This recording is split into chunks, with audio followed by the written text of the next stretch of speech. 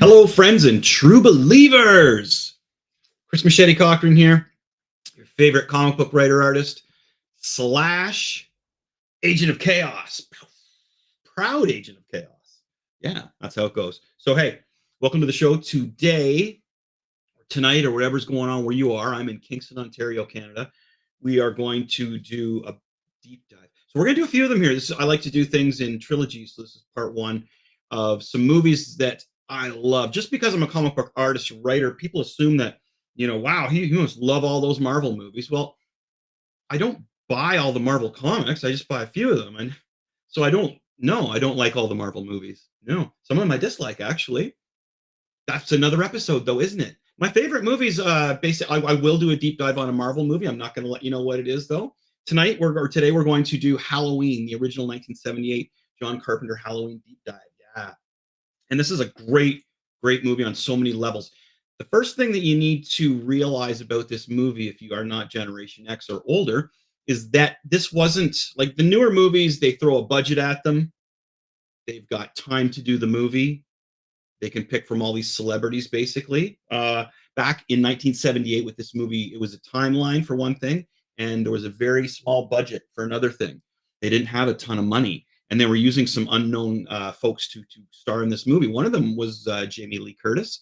This was her very first role ever, and she later became the Scream Queen. So John Carpenter's Halloween, that logo there was legendary. I was very young when I first saw this, probably about 9 years old. It was probably around the same time I first saw the band Kiss live, right around that time.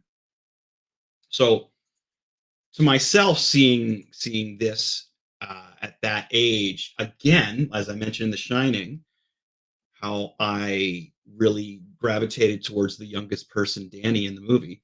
I had the same thing here with Tommy. And why not? Tommy was dressed up as a little spaceman. He was reading Marvel comics. There's Tommy. I was just a few years older than Tommy. So and there's a Howard the Duck, you can see it's Howard the Duck comic book right there. If any of our true believers have wondered what comic book, Howard the Duck. Yeah, I saw a closer version of a picture of the cover. So I related to Tommy here as being closer to his age than two of the babysitters of Jamie Lee Curtis in this one. So yeah. So I felt like I was in the movie as well, and the way it was shot was amazing. I'll get into that much more here. I just want to lead into and have people appreciate how old this movie actually is, the original version, and the idea and the timeline and the money that went into it. Now, there's a bunch of other layers that go to this. Now, Michael Myers is the kind of character that has layers behind him. Now, even, excuse me, I'm not good with numbers, and my members know that, and they forgive me for it. It's the movie, the Halloween one where Phil Rudd was in there. Never thought. Yeah, Phil Rudd or Paul Rudd? Paul Rudd. Paul Rudd. Phil Rudd was in AC/DC. That's funny, right? So Paul Rudd. It's the Halloween that Paul Rudd was in. They explained that Michael Myers was possessed by Thorn, this ancient, back in the 40s, I guess it was. There was this cult and they worshiped demons, and one of them was Thorn.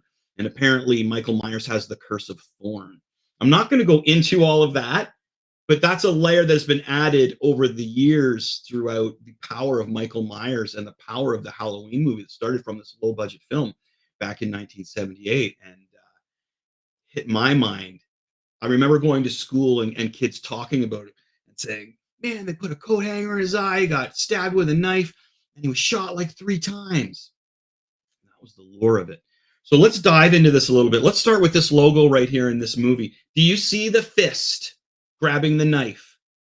Do you see the eyes and the nose and the mouth? I'll give you a second. Look at the hand on the knife. Did you ever notice it's like a side view of a mouth? A face? There's the mouth at the bottom, the nose and the eyes looking from bottom up. And in the blade is the reflection of a girl screaming. That's hard to see, but you can really see the face in the hand. That's one of those things in the little things in the movie that start off just from the poster that hopefully some of you out there didn't notice, and you're noticing it right now and going, son bitch, that Chris Machete knows his stuff. He said that, and look at it, it's there. I never saw that. Those would be my folks that watch out in the country on dial-up. So even the poster, right? What's that, Lonnie? I was gonna say the knuckles go all the way through the pumpkin. Yes, the knuckles resonate throughout the pumpkin. One, two, three. So there's one, two. I wonder if there's five kills because there's one, two, three, four, five blades. It looks like I should have looked into that a little bit more. I love the way his eyes almost look like Ace Frehley's. Right, Mhm. got a little bit of a Kiss thing going on there. 1978, man, that's when Kiss was rocking. Right, that's some good times. 78 was a great year. So starting off, we've got just that little Easter egg there in the second one that I showed you. So the movie kicks off with him being really the young version of Michael Myers. Now another lure to this movie was being that the first time Michael Myers, he's really young when they start, right? Like I can't remember the exact age because again I'm bad with numbers, but he's like 8 or something. So I could probably find in this whole deal here in front of me, but I'm not going to look through it. A lot of people will mention that the first time Michael Myers ever saw anything sexual, he was looking through the window and his sister was making out with this dude with a clown mask on. They were just making out on the couch. And he interpreted that into his little mind of like, that's his way of being personal with somebody he cares about. So that was one look at possibly inside his mind. The other one that we find out is that he was being possessed by the demon Thorn, and it was activated when he went upstairs and did away with his sister. Now after that, he gets caught by the police, and that scene where they zoom in and you don't even like at the point at the beginning of the movie. I remember also wondering the age of who was wielding the knife, and it was all because being so young, it was such a bizarre way to start the movie back then, right into it like that, and then you back away and it's a kid, and you're like, whoa, and it's a cute little kid as well. It's not like it's some kid who looks like he's I don't know how you just a tough looking kid, right? It's not like it's a big tough looking kid who you think looks like a bully. It's just a poor little dude. So the character of Michael Myers, you start to get layers of him at this point, and that's pretty early on when they show how young he is. The evolution of Michael Myers continues on from here. This would be the start of him because this would apparently be when the demonic entity of Thorn would start into his body. Now, this having him be possessed by a demon or an ancient devil or an ancient cult would explain why he gets killed so many times and he gets back up because he's possessed. He's not really human anymore. And he was selected because of how dark his mind is. So that is one way to look at it. One thing that doesn't motivate me is a killer who has no motivation. I need motivation. If the killer has motivation, I got motivation. Now, what I like to see with Michael Myers as it's grown, because Brent had a question for me of whether my co-host Brent, who again is out on the road right now, I don't know what he thinks about hanging out with CM Punk because CM Punk's back in WWE. But there's Brent right there. Brent's out but Brent was curious to me if they should have just stopped at one movie, and I would say no because now you get the lure of Michael Myers as it goes even further. I think if they just did it once, well, you can't. I can't even fathom if they only did a movie once anymore. It's just like so unfathomable. Like no remakes. How many times have been remade now? 3 times, I think, or retold, or Rob Zombie has his take on it, which my buddy Brent asked me about as well, and I just rewatched the Zombie take. I liked the first one. I didn't like the second one. I'm not the second one with the white horse. Just kind of threw me there. So here's where we grew with it, though, right? The lure of Michael Myers here. We started off with number one, and now you can't unsee that face in the hands, right? Right, friends? Yeah. Halloween 2 was not something John Carpenter liked. Apparently, he was really rushed with that. He did not like that movie. Halloween 3, they stepped away, right? And they had the masks. Which sidebar, I just watched Halloween Kills, and that movie was all over it. The masks, like the whole deal was all over Halloween Kills. Oh yeah, it was great. And they backed up the story a bit too. Halloween Kills was really good. I don't see it listed here, which is fun because it was brand new. That's okay. Leave me here. So Halloween 4, 5. A poor little girl gets terrorized in 5, 4 and 5, and I think it's the Curse of Michael Myers where we get Paul Rudd, and we learn about the curse, right? Being possessed by Thorn. So if you did, excuse me, want to read up on the possession angle or watch it, I believe it's the Curse of Michael Myers that you want to look for. Now H2O I found was not one of my favorites, or Resurrection. I found them both pretty hokey. They are more media driven. It seemed like they were camping or just kind of cashing in on the whole internet fad of everything, or trying to kind of kickstart it, but not really. And then we have the Rob Zombies, which as I mentioned, I was just watching again. I love the Kiss angle in the Rob Zombie one. That's what, so Brent was asked. So moving down a bit here now that we've hit that one, Brent was asking me what I thought of the Rob Zombie ones and did they do them justice. The first one was great, and I love the way they backed it up and showed young Michael Myers and how he started off in school and how he loved the band Kiss. Like this, the movie opens up with God of Thunder. The movie opens up with God of Thunder by Kiss. Wow, that's just, to me, what a great way to start a movie. What a great way to start a movie. So sidebarring again, Halloween Kills was really good because they back up and they actually dive right in after where Halloween 1 ended, where Michael Myers got up and took off, but they show the cops chasing him down back to his house. Oh, it's really cool. Really, really cool. Okay, so let's go back to our original Halloween here. Yeah, that's a whole other, the last trilogy that they've done of them. So Halloween, Michael Myers has lasted the test of the times. 78, that's a long, and because the newest ones were really good. I thought Kills, I haven't seen the newest one. There's a newer one that came out this year, but the one from last year I just thought was really good. Almost 40 years it lasted the test of times.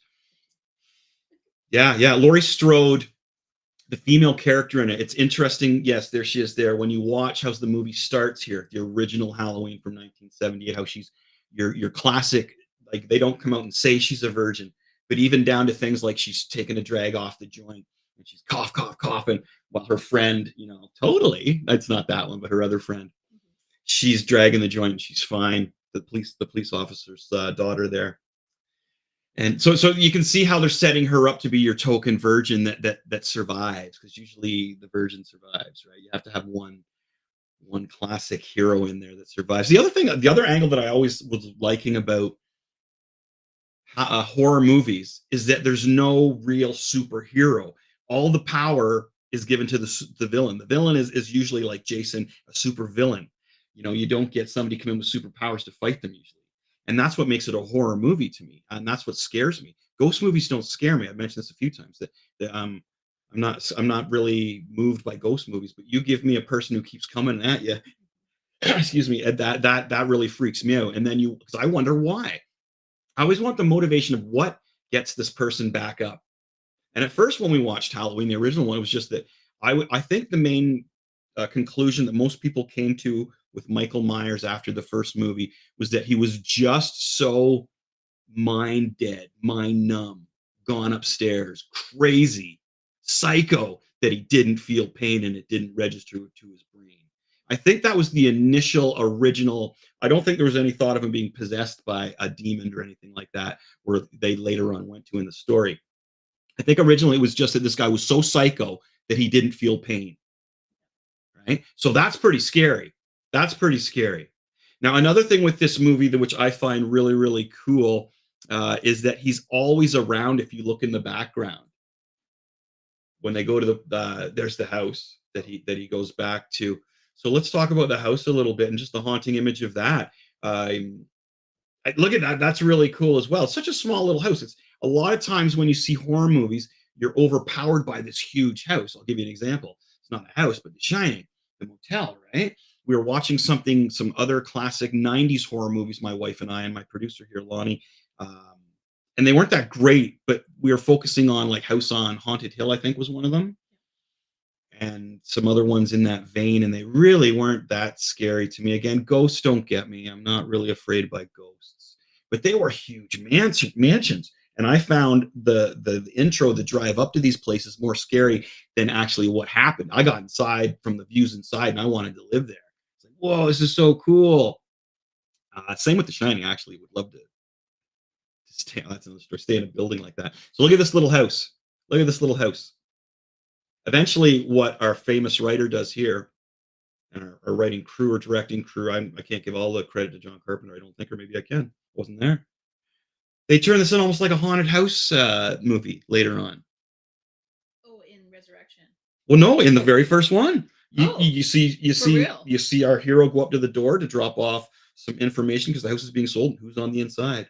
You don't know, but they're viewing out. It's Michael Myers. You hear him breathing. Now the house is creepy.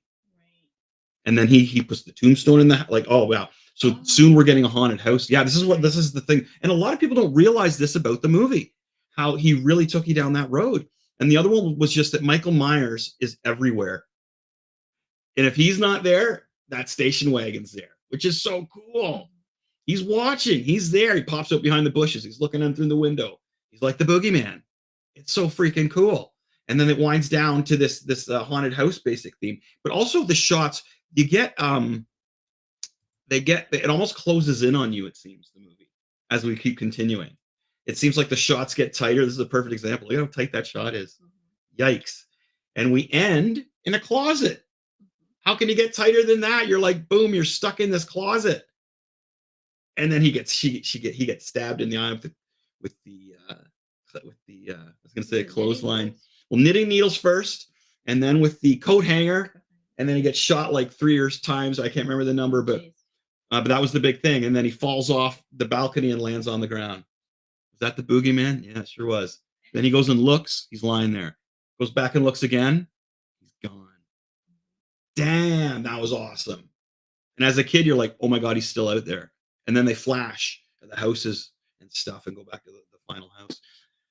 So well done. So well done. And with such little money, such little time, such little star power. Incredible movie. Incredible movie. The way it ends as well. Yeah, that's a great movie.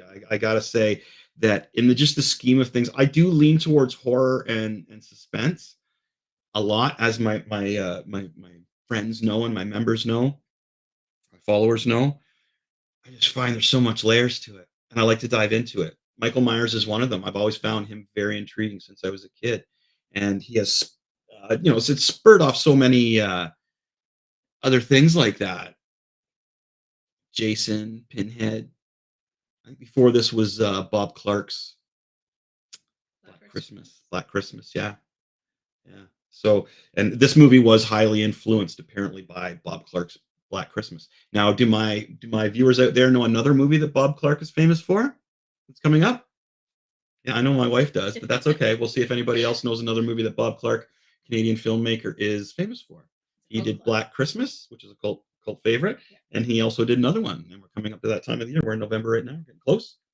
So, the original Halloween, 1978, is a gem. I gotta say, it's a gem. There's my cat agreeing. John Carpenter's Halloween is a gem. There's so much influential horror material going on in this movie, from the opening scene here to the film poster to the little things that are embedded in our characters. Mainly the villain. The villain is just, man, like Michael Myers has a lot of layers to him, and he just seems indestructible. And if you go through the killings, it's like he just wants one person. Yeah, but I think Laura. But he just wants one person. But the other ones, he'll take the other ones on the way, right? Yeah. It's just kind of like, I'll use these other folks as well. And what were we going to say about Laurie Strode? Oh, I just think she's a strong character too. Laurie Strode is a very strong character, and she became a later screen queen. But also, again, again in the 70s, 60s, there was these strong virgin characters that didn't succumb to the weakness, the passions of sex, right? They held strong till marriage. Yeah. Good Christian girls, and they were very strong in their faith, and they could stand up to these ultra violent villains. And you could see it portrayed throughout the movie, while the other girls around her were falling wayside. First off to smoking marijuana, and then secondly to sex. But she stayed strong and she protected the kids. So there's so many cool little items in this movie that if you slow down and watch, you're really gonna dig. You're really gonna dig. Okay. So that is my selective deep dive into one of my favorite movies of all time, Halloween, the original, and just a little bit of more info into Michael Myers, because he's a great character. Great character. Now, I could go and break down all these scenes, but a lot of people have already done that. I'd rather focus on the stuff that I enjoyed about the movie, and maybe some things that my age and rewatching and vibes have tipped you off to. Okay, so that is our deep dive there. Dun dun dun dun dun dun dun. Might as well play the outro for the deep.